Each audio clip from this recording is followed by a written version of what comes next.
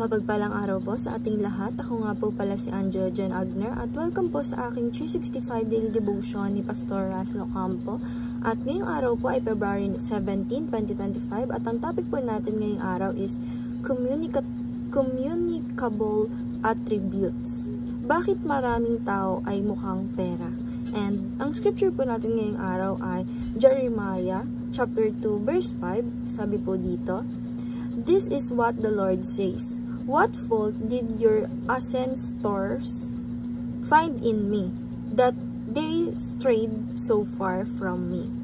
They follow worthless idols and become worthless themselves."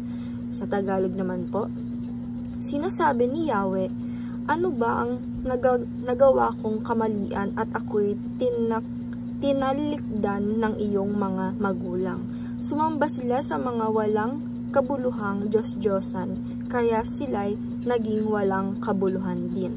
And ang teaching po natin ngayong araw ay teaching number 1, God commands us to worship Him so that we may become like Him. Sabi po dito ng ating Panginoong Diyos po ay inutusan tayo na tayo po ay mag-worship, itaas po natin ang ating Panginoong Diyos na para po tayo ay maging katulad niya po.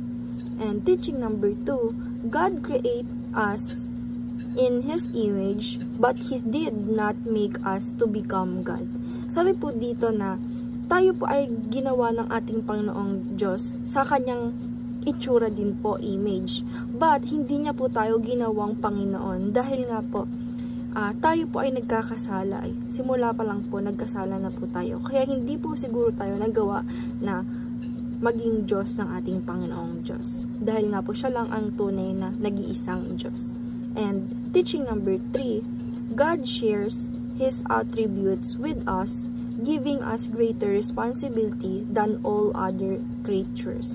Sabi po dito na ang ating Panginoong Diyos po ay binahagi niya po sa atin yung mga attributes na sa Kanya po, na binigay niya po sa atin yung greater responsibility sa mga ginawa niyang lahat na scripture. Tayo po yung pinaka may greater responsibility na binigyan niya po tayo. Dahil nga po, tayo po ay kasing itsura, same image ng ating Panginoong Diyos. Ginawa niya po tayo with His image.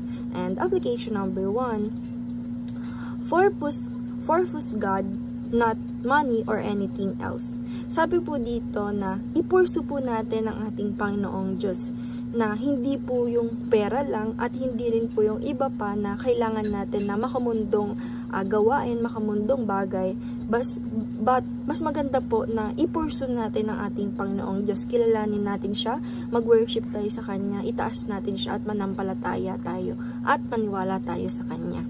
And application number 2, strive to be Christ-like in all we say and do.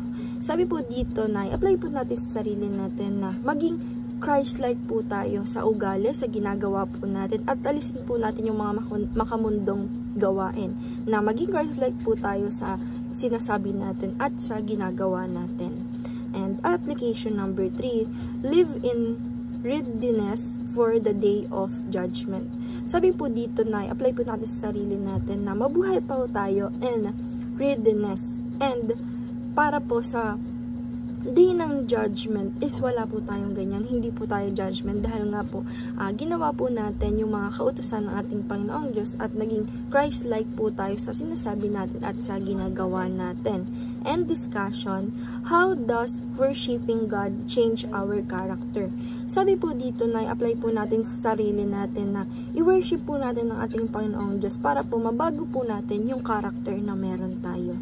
And yun lang po ngayong araw. Maraming salamat. God bless.